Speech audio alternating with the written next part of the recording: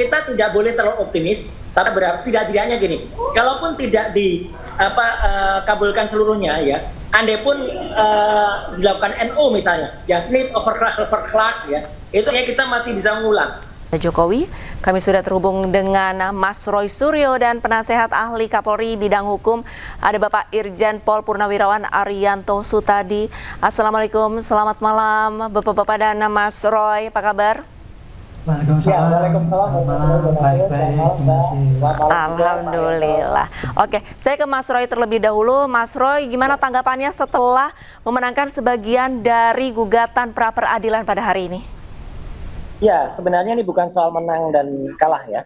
Ini adalah perbaikan untuk kita semuanya. Jadi dengan adanya hasil dari putusan pra peradilan tadi siang, itu akan membuat Polri lebih presisi, Polri lebih berhati-hati, Polri lebih baik lagi dalam menjalankan upayanya. Misalnya untuk upaya penangkapan, upaya kemudian penahanan, dan upaya penggeledahan. Semuanya dipersiapkan dengan baik. Jadi insya Allah hasil tadi akan berguna untuk seluruh masyarakat Indonesia yang nanti akan merasakan kalau Polri itu akan melakukan, petugasnya di lapangan akan menyiapkan surat, misalnya surat putusan dari pengadilan negeri setempat. Nah itu suratnya jangan kemudian yang tahun lalu dipakai lagi. Kemudian kalau misalnya mungkin surat penangkapan, harus dilihat surat itu jangan copy paste, sehingga di situ masih ada perintah seperti yang perintah untuk periksa 1 kali 2 jam. Padahal kan pemeriksaannya sudah habis, itu kan sudah P1.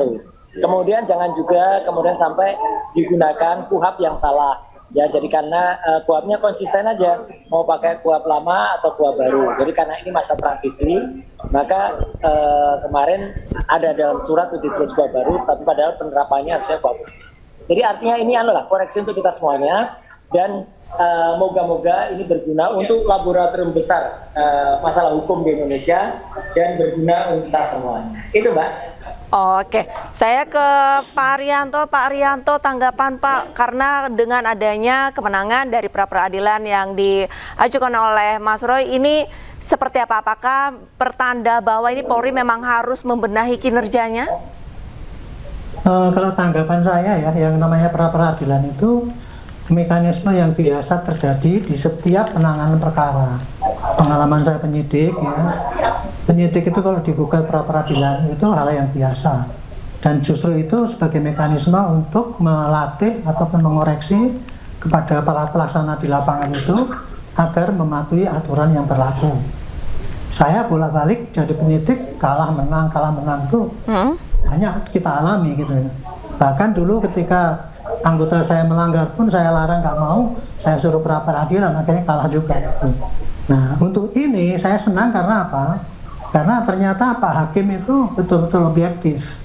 Jadi beliau menjalankan peranannya dengan sangat profesional, yaitu mengatakan bahwa 3 gugatan itu penangkapan, penahanan, penggeledahan itu tidak sah, kan begitu aja kan? Iya. Itu jadi, dan senang saya adalah ini kasus ini sudah masuk kepada proses peradilan.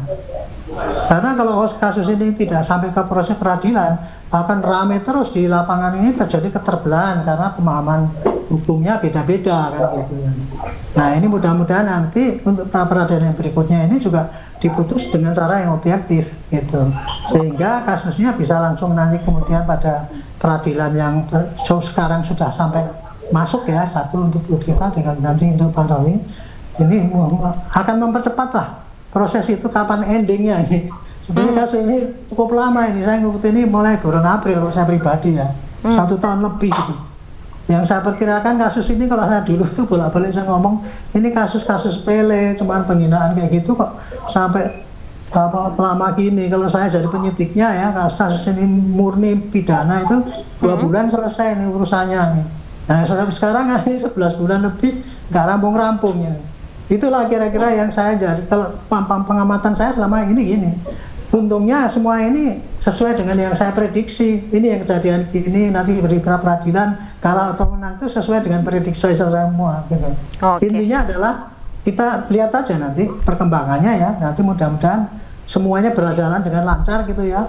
Entah nanti gugatannya Pak Roy nanti dikabulkan apa tidak. Bagi polisi tugasnya sudah selesai apabila penyidikan itu sudah disampaikan kepada jaksa, dan jaksa sudah menerima, itu sudah tuntas itu, ibarat tugas polisi sudah selesai itu, walaupun dapat raportnya jelek kemarin karena para peradilannya dapat merah kan gitu kan. Tetapi Pak polisi untuk sampai sekarang ini dianggap sudah lulus itu tesisnya itu karena sudah diterima oleh jaksa.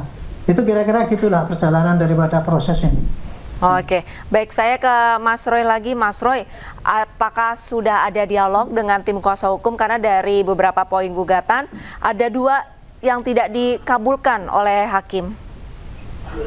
Oh, itu lumrah yang dikabul itu karena sebenarnya kemarin sempat sebenarnya sudah kita drop, tapi kemudian dibaca lagi ya, yaitu soal penahanan kan memang nggak ada lagi yang harus ditahan oleh jaksa. Kemudian yang kedua adalah soal pengembalian nama baik. Nah, kalau pengembalian nama baik itu akan nanti memang akan kami lakukan lagi, kami usulkan lagi. Tapi satu kritik saya adalah gini. Jadi tadi memang sempat dikatakan oleh Pak Arianto bahwa ini hal yang lumrah. Mohon maaf Pak Arianto, ini bukan hal yang lumrah. Ini ada pelanggaran KUHAP yang terjadi ya. Jadi pelanggaran hukum yang serius ya. Yang itu kemudian kita koreksi. Tapi nggak apa-apa, terima kasih Pak Arianto. Jadi ini untuk koreksi kita ke depan. Saya lumrah itu. Untuk koreksi balik kita. Gitu. Peradilan. Betul. Jadi agar Polri lebih presisi. Dan ini juga menjawab yang kemarin para termul itu bilang mana propar. Nah ini sekarang kita buktikan dengan praper satu aja udah mulai pada datang mereka. Gitu. Jadi ini jawaban kita. Bahkan ada tuh ya yang bertahu kalau 1000% pasti akan ditolak gitu. Kok bisa mengatakan 1000% ditolak ya? Dan sudah ada yang menyebarkan hoax juga. Makanya saya tadi lihat press conference dari para termul itu saya ketawa aja ya gitu. Mereka udah membalik semuanya gitu loh yang dikarikan. Tapi oke lah, tunggu saja ya pra peradilan kami yang kedua yang nanti akan kami ajukan pada hari Jumat tanggal 10 Juli 2026 dan tujuannya tetap sama. Tujuannya adalah untuk memurnikan kembali, meluruskan kembali hal yang selama ini mungkin tidak berani dikoreksi oleh masyarakat. Dan izin saya mungkin ingin mewakili masyarakat untuk ya berani melakukan koreksi ini dengan segala resikonya ini ya gitu. Resiko kan kita tanggung ya, tapi insya Allah ini akan baik dan insya Allah didampingi oleh para tim kuasa hukum saya yang hebat-hebat ya Mbak. Itu insya Allah ini akan berjalan lancar dan yang penting gini, bukan hanya untuk saya tapi ini berguna untuk seluruh rakyat Indonesia dan mengembalikan kembali martabat dari Kepolisian Negara Republik Indonesia. Gitu. Baik, tidak hanya untuk Mas Roy, tapi untuk harkat dan martabat begitu hukum di Indonesia. Tapi Mas Roy, ini ada beberapa pihak yang menuduh dalam tanda kutip Mas Roy ini mengulur-ngulur waktu untuk sidang pokok perkara karena adanya pra peradilan pertama dan pra peradilan kedua. Tanggapannya Mas Roy? Ya, ini bukan ulur waktu. Sekali lagi sudah kami sampaikan ya, saya tadi di lokasi. Mas Abdul Ghafur Sangaji juga sudah menyampaikan. Kemudian Mas Refli Harun juga menyampaikan. Tadi Mbak Soraya juga sudah menyampaikan. Itu adalah menggunakan kebaikan dari KUHP baru untuk koreksi. Jangan sampai kemudian peradilan itu seperti dulu-dulu. Peradilan pokoknya asal tabrak, hantam kromo. Padahal banyak sekali yang ditabrak. Nah ini kita koreksi semua. Jadi kalau benar peradilan pokoknya itu memutus, itu sudah sesuai dengan aturan semuanya. Surat-surat benar, putusan pengadilannya benar, kemudian ada penetapannya benar, kemudian nanti misalnya ada surat perintah sprindiknya, sprinhan, sprintkap, sprint geledah, itu juga semuanya benar gitu. Jadi supaya semua bagus gitu. Kalau bagus mah kan hukum kita apalagi teori, bukan teori ya, nuansa atau semangat dari KUHP baru. Itu adalah pengadilan restoratif ya. Restoratif itu artinya apa? Tidak menghukum, tapi kita mengembalikan supaya masyarakat itu juga tunduk bagus. Bukan pengadilan lagi, bukan kitab undang-undang seperti zaman Belanda dulu. Kalau itu kan kitab dari peradilan yang diterapkan oleh penjajah kepada para inlander, kepada para terjajah ya kita ya gitu. Jadi itu tidak seperti itu. Kita sudah 2 kali berganti kitab undang-undang hukum pidana yang terakhir ini adalah suatu laboratorium hukum yang bagus yang akan kita mulai. Jadi program itulah. Jadi ini juga bisa dipresiden bahkan jurisprudensi Mbak nanti untuk diterapkan ke depan. Oke, Mas Roy mungkin terakhir untuk sidang pra peradilan kedua, apakah optimis yakin dikabulkan? Mas Roy? Baik, maaf, saya bilang ke Pak Arianto.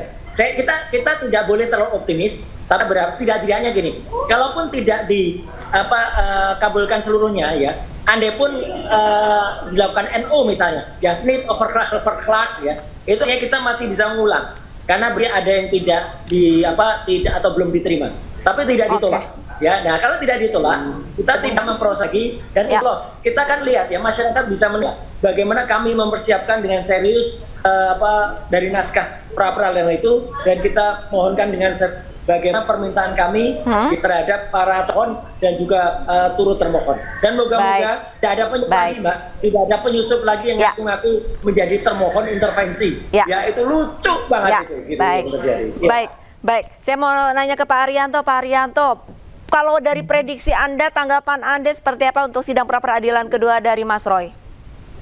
Ya, saya nggak bisa memprediksi lagi ya, karena yang namanya pra peradilan itu yang menentukan hakim. Hakim itu sudut pandangnya melihat dari formalitas dan kegiatan yang di lapangan, caranya benar atau dasar hukumnya benar. Ya. Nah dalam hal ini kan saya tidak melihat itu.